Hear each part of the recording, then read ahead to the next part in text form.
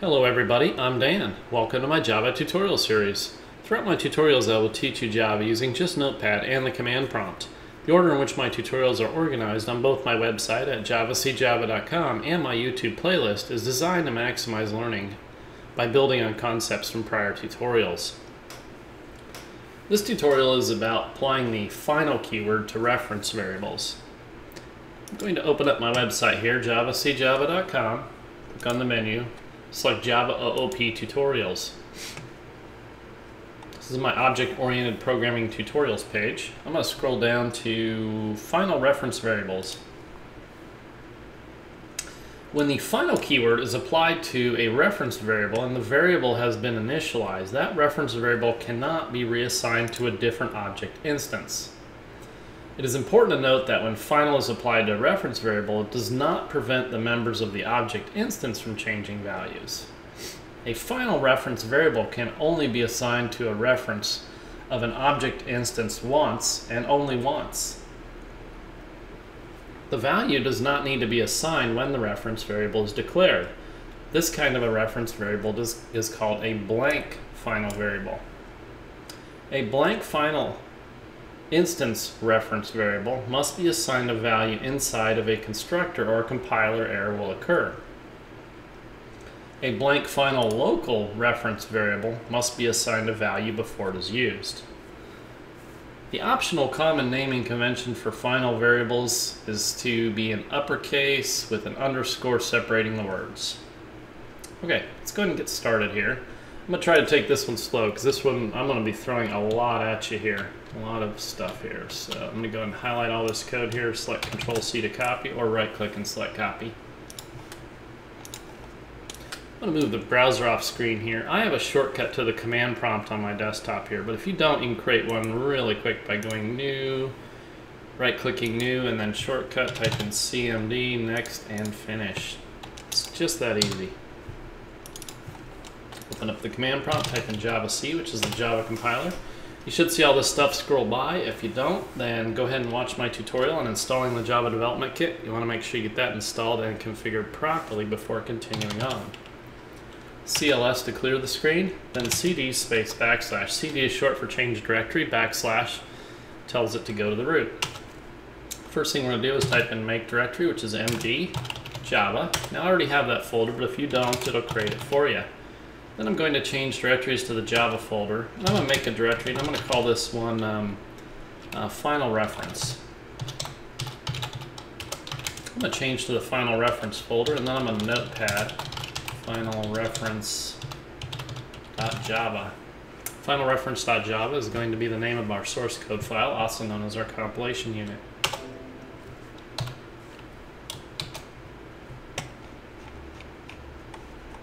Let's go and select File and Save. Okay, so I've got a total of 4 classes inside of the source code file. The first thing I'm going to come down here is the box class, right? I've got the instance variables of length, height, and width, and they're not private, they're not protected or encapsulated anyway. And I've got 2 constructors here. A empty no argument constructor, basically a default constructor with a call to super, and then an overloaded constructor here with 3 parameters, all of int type, length, height, and width. And those will merely set the values of the parameters, or the instance variable values to the value of the parameters. Fairly simple there. One single method here, display dimensions, and that'll be the string of the reference variable name will be passed in. It'll simply display to the console this string literal, the dimensions of, and then of course the reference name. Right, and then in parentheses I'm going to enclose the value of this. If you remember from my this tutorial, basically this contains nothing more than a reference to the current object, so it'll display basically, you know, the object name and then the @ symbol, the @ sign, and then, you know, the hexadecimal representation of where the instance of the object is sitting on the heap. and then R, and then plus the length, comma height, comma width. So that's what display dimension is going to do. All that's fairly simple there. Now let's go up to the top here with final reference. And I'm just going to walk through this with the main method entry point and then line by line there. The first thing I'm doing is creating a my box reference of box data, box type, box object type. And we're going to set that equal to the reference of a new instance of a box object, right? With its dimensions set as 5, 5, and 5, right? Fairly simple on that. Now, I've got this class called final instance tester. And I'm just going to go over this up here, this statement up here real quick there. So we're going to create a new final instance tester object type, reference variable fit. And that will hold the reference to a new instance of a final instance tester object, and we'll be passing my box to the constructor there. Okay, let's come down here to final instance tester. So basically, I've got two instance variables up here. Both are reference instance variables, right?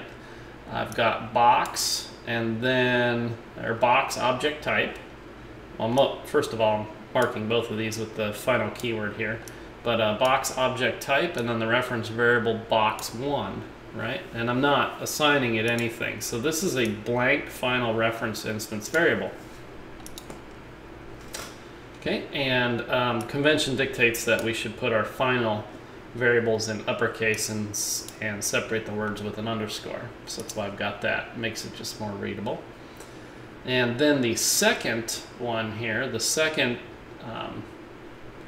instance variable, which is a reference to as well, and I've also marked it final here. So it is a box object type, the reference variable box2. I'm assigning it the reference to a instance of a new box object with the length 8, height 8, and width 8. Okay. Now it has a single display values method down here, right? And two constructors up here. It has a no argument constructor, which is called super, and then it will take box1, which is our blank final reference, and it will assign it to a new box, right?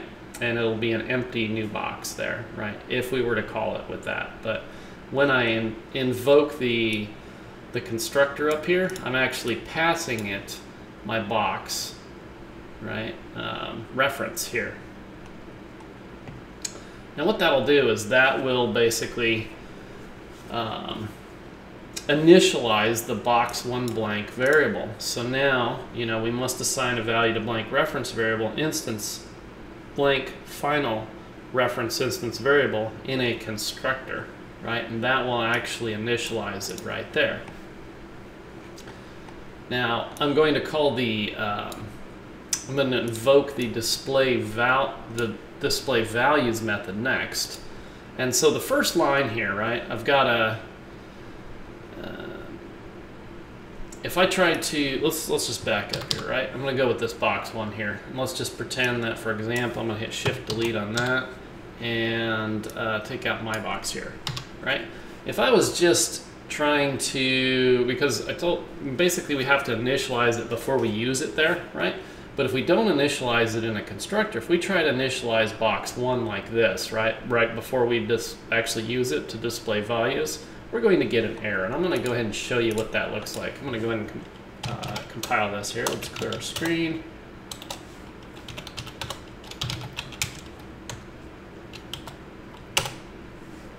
Okay, error, cannot assign a value to final variable box1, right? That's because it has to be initialized inside of a constructor if you create a blank final reference instance variable. So we're going to create a constructor. We always create our default constructor here, no argument constructor, and then I've got this overloaded constructor that takes a box object type and makes a new param box out of it, okay? So let's go ahead and put my box back up here. All right, and I am just going to compile this again here. It would help if I saved it.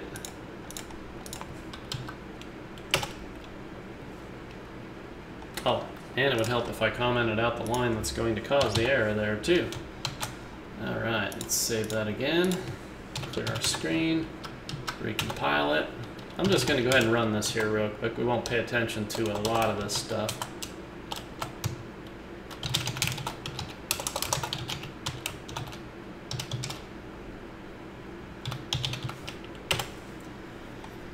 Okay, so the dimensions of box 1, and it identifies the basically where the box object is located there. This is basically box at and then some sort of arbitrary memory location on the heap represented in the hexadecimal value. It's actually a hash code, but that's just semantics. So 555. So what we've got right here, when we display the dimensions, right, we can see that the box param was assigned to the box 1 reference variable, blank final reference instance variable up here, right? And then we just go ahead and display its dimensions.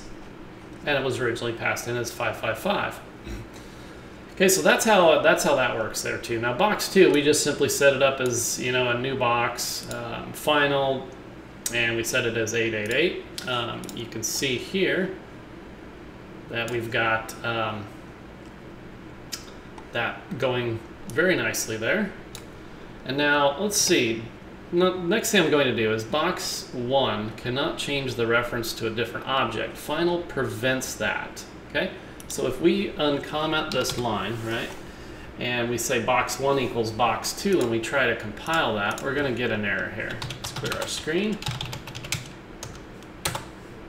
Okay, cannot assign a value to final variable box 1.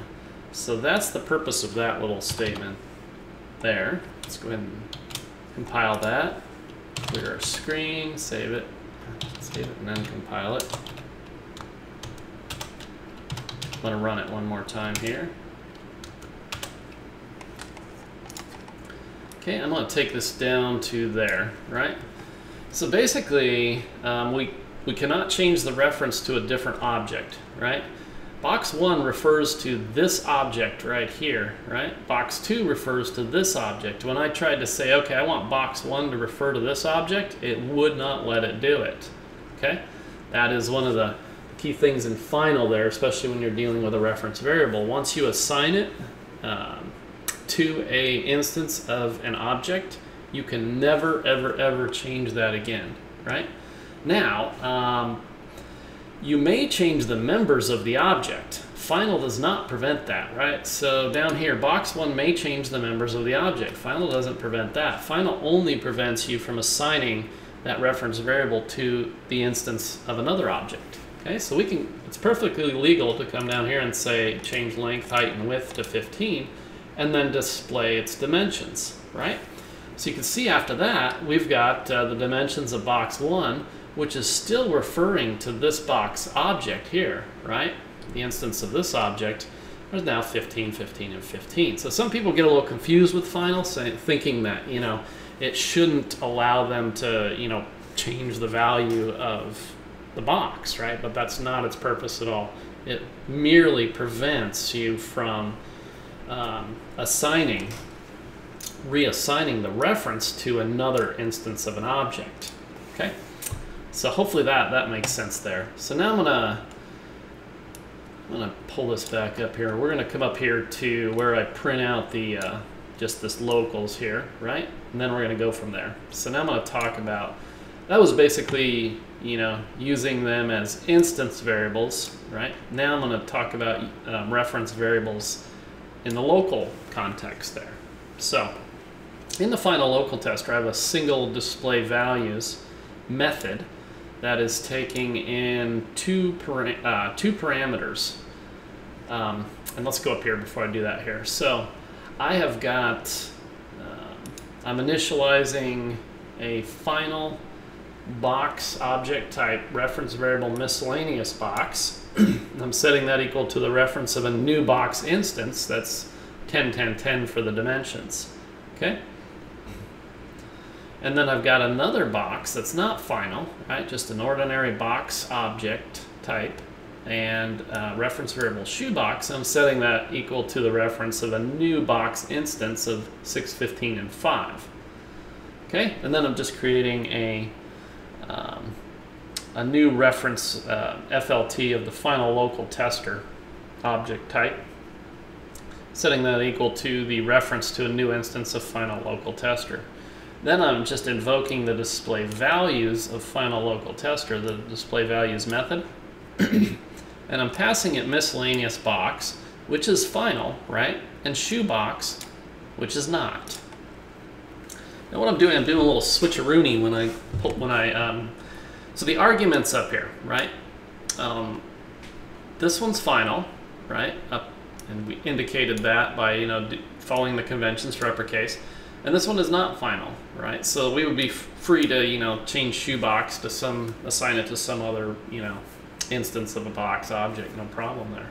So I'm passing these arguments in there, and when they're received as parameters down here, right?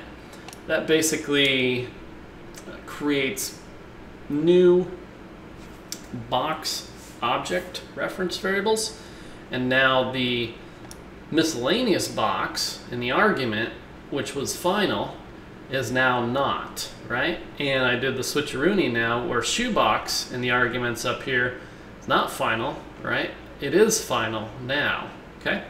And then the first line I just declared a box, blank box. So this is a blank final local reference variable.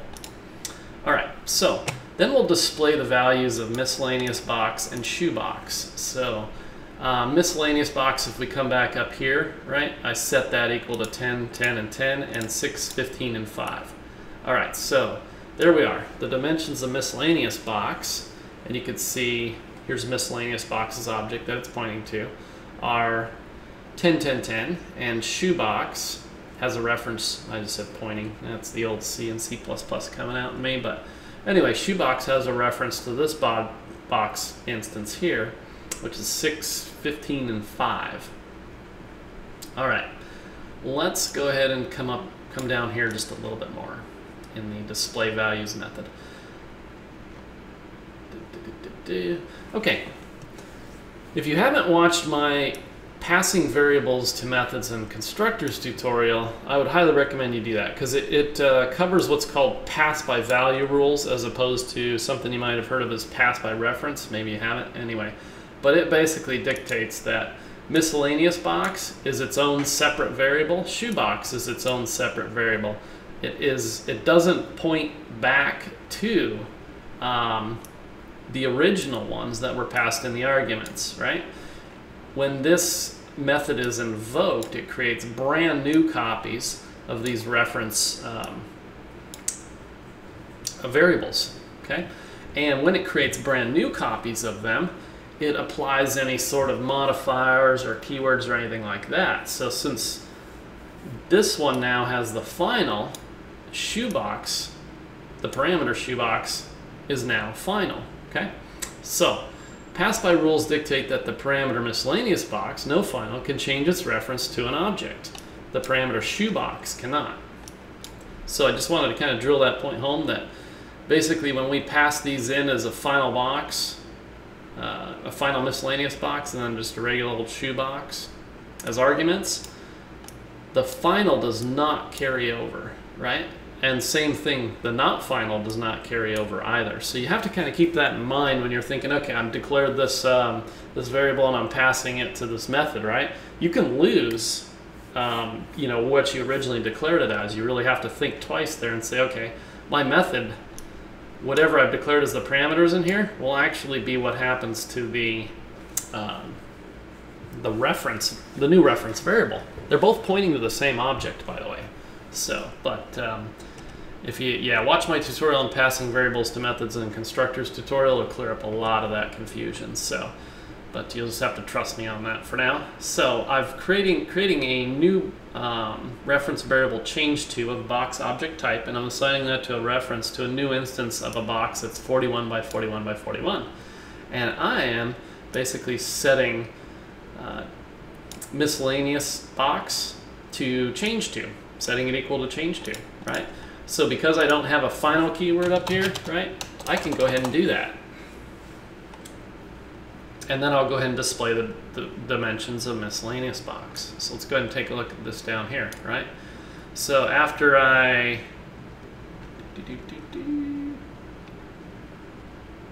okay, so there's change to, and I'm setting miscellaneous box to change to, right? And you can see miscellaneous box is now pointing to a completely different box instance on the heap here, right? And here are the new dimensions, 41, 41, 41. So it is now pointing to the instance of the original change to. Well, change to is the reference, but it's pointing to this original box object right here, okay? Now, if we tried to do the same thing to shoebox and set it equal to change to, shoebox cannot change the reference to a different object. Final prevents that. So let's go ahead and save this, try to recompile this.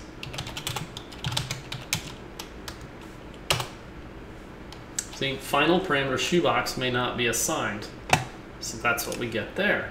So let's go ahead and recomment that out. Save this.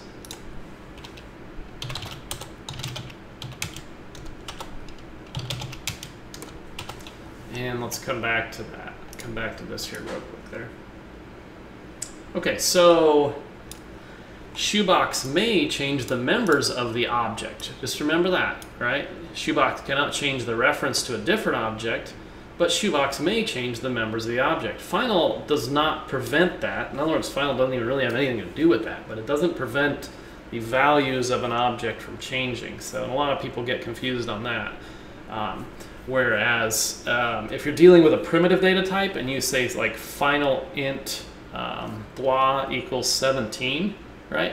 You cannot turn around and say blah equals 18 on the next statement line. You know, it's much simpler in primitives to understand that. So that's the main difference between reference variables and primitive variables when it comes to applying the final keyword to them.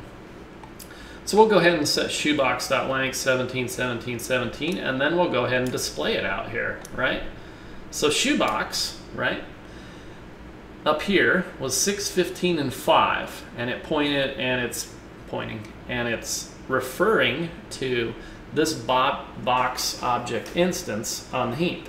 You can see down here, it's still referring to the box object instance on the heap. That's the one thing that final does, is it prevents you from changing it to, say, this object up here, right? But you can go ahead, you can go ahead and change the member values all you want. So it's now 17, 17, and 17, right? Okay, so hopefully that makes sense. Now, one of the first things I did when I came into this display values here is I declared this blank box, right, of box object type up here. So this is a blank final local reference variable. Now we have to initialize those before we use them, and they don't have to be done in any sort of constructors. You can see there's no constructor up here or anything like that. We can declare them locally and we can use them locally. They're only within the scope of this particular method right here. So in that particular case, let's go ahead and we'll just initialize it on this line here, right? You can see declared it up here. We're initializing it now, setting it equal to, you know, the reference to an instance of a new box object with 33, 33, 33, 33, and 33. And then we're going ahead and display it to the console there. And of course we get the dimensions of blank box with its new box instance there on the heap. And this is 33, 33, 33. Okay, so I'm going to go ahead and close out of this, close out of that, and I'm going to pull my final thoughts over here and just read them verbatim today.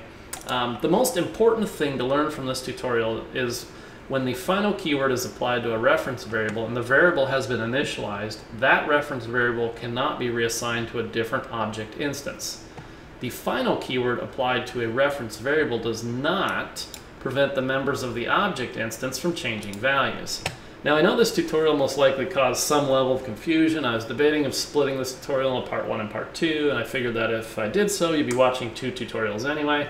If you got everything, great. If not, then feel free to watch it again. All right, I'm gonna go ahead and move that off screen there, and that concludes this tutorial. Thanks for watching.